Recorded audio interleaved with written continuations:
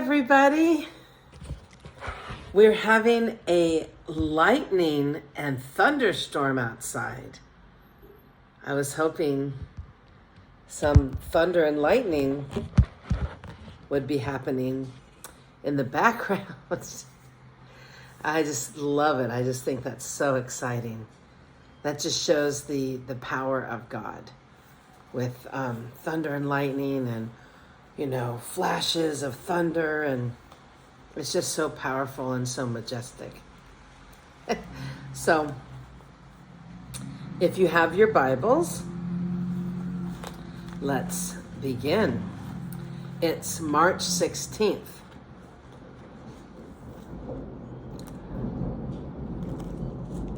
Do you hear that thunder?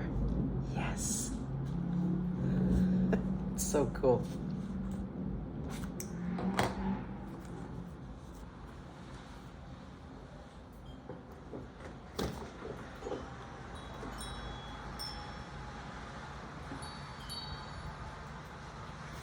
Okay. March 16th. Deuteronomy 13, 1 through 18, 1405 or 1239 BC. A warning against idolatry. Suppose there are prophets among you, or those who dream dreams about the future, and they promise you signs or miracles, and the predicted signs or miracles occur. And if then they say, "Come, let us worship other gods," gods you have not known before, do not listen to them. The Lord your God is testing you to see if you truly love him with all your heart and soul. Serve only the Lord, the one who is in control of lightning and thunder. Serve only the Lord God and fear him alone. Obey his commands and listen to his voice and cling to him. The false prophets or visionaries who try to lead you astray must be put to death, for they encourage rebellion against the Lord your God, who redeemed you from slavery and brought you out of the land of Egypt.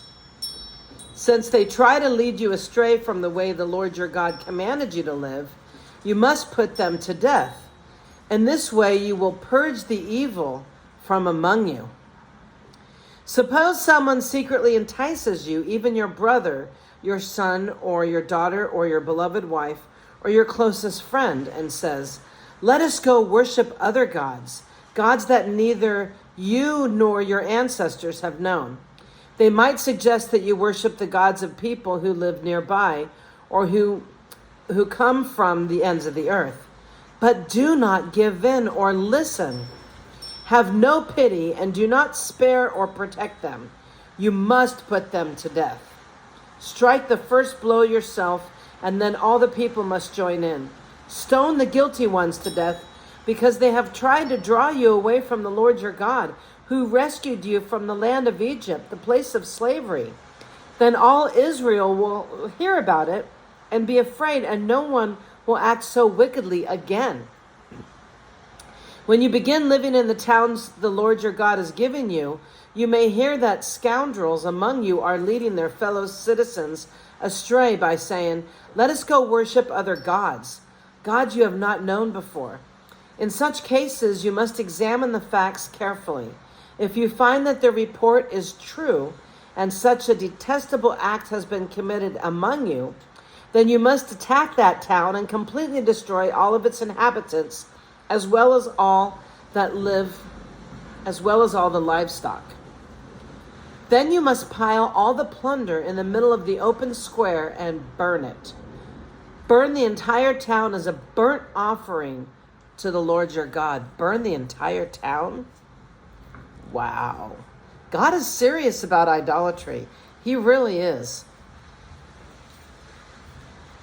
But who else deserves glory, honor, and praise except for the Lord? Nobody. Nobody else deserves. There really is only one God.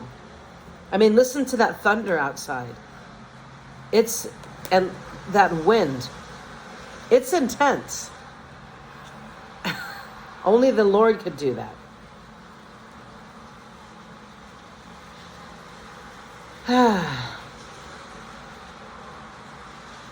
Let's see.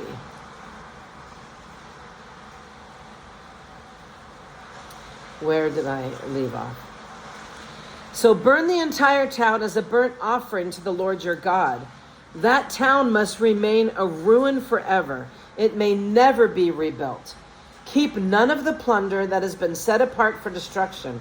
Then the Lord will turn from his fierce anger and be merciful to you. He will have compassion on you and make you a large nation, just as he swore to your ancestors.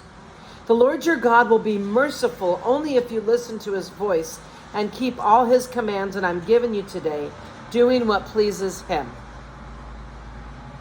Deuteronomy 14, 1 through 21.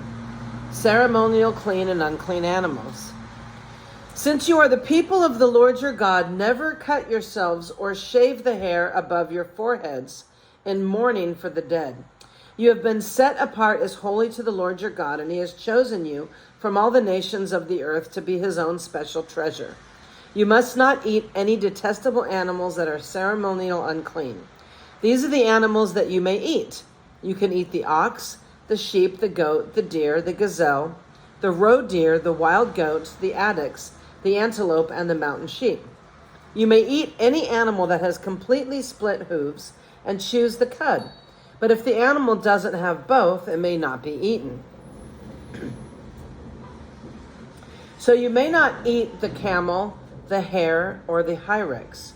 They chew the cud, but they do not have split hooves. So they are ceremonial unclean for you. And you may not eat the pig. So no bacon, everybody. It has split hooves, but does not chew the cud, so it is ceremonial unclean for you. You may not eat the meat of these animals or even touch their carcasses. Of all the marine animals, you may eat whatever has both fins and scales. You may not, however, eat marine animals that do not have both skins and fins and scales. They are ceremonial unclean for you. You may eat any bird that is ceremonial clean.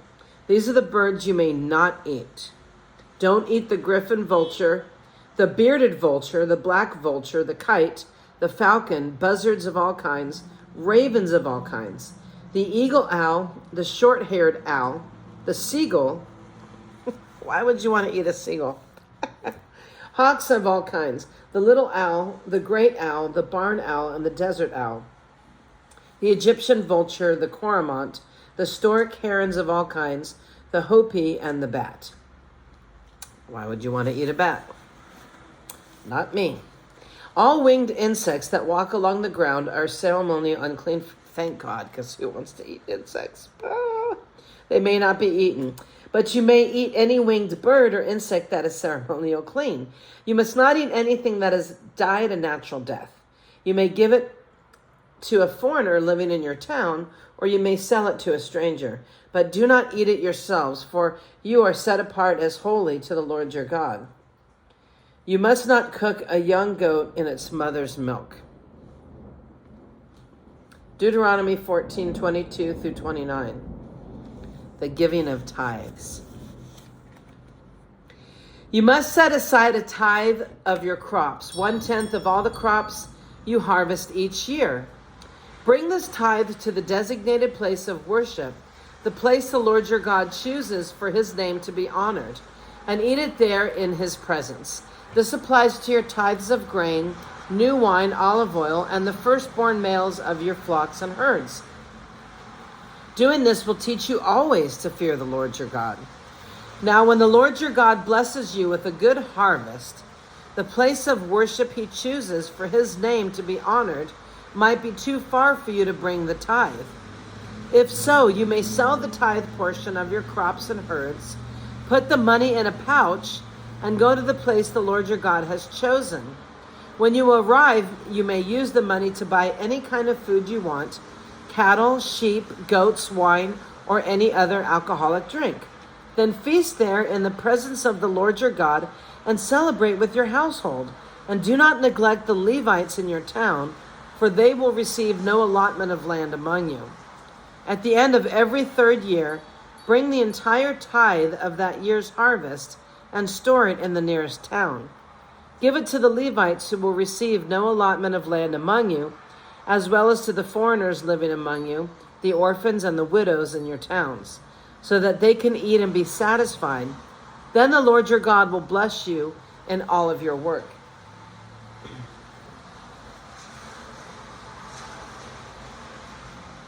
Deuteronomy 15, 1 through 11. At the end of every 7th year, you must cancel the debts of everyone who owes you money. That's awesome. This is how it must be done. Everyone must cancel the loans they have made to their fellow Israelites. They must not demand payment from their neighbors or relatives, for the Lord's time of release has arrived. This release from debt, however, applies only to your fellow Israelites, not to the foreigners living among you. There should be no poor among you, for the Lord your God will greatly bless you in the land he has given you as a special possession. You will receive this blessing if you are careful to obey all the commands of the Lord your God that I am giving you today. The Lord your God will bless you as he has promised. You will lend money to many nations, but you will never need to borrow. You will rule many nations, but they will not rule over you. That's awesome. But if there are any poor Israelites in your towns when you arrive in the land the Lord your God is giving you, do not be hard-hearted or tight-fisted towards them. Instead, be generous and lend them whatever they need. Do not be mean-spirited and refuse someone a loan because the year for canceling debts is close at hand. If you refuse to make the loan and the needy person cries out to the Lord, you will be considered guilty of sin. Give generously to the poor, not begrudgingly, for the Lord your God will bless you in everything that you do. There will always be some in the land who are poor. That is why I am commanding you to share freely with the poor and with other Israelites in need. Deuteronomy 15, 12 through 18. A release for Hebrew slaves. Is a fellow Hebrew sells himself or herself to be your servant and serves you for 6 years, in the 7th year you must set that servant free.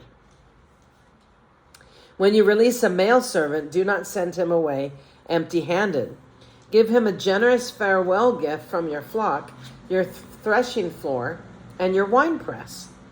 Share with him some of the bounty with which the Lord your God has blessed you.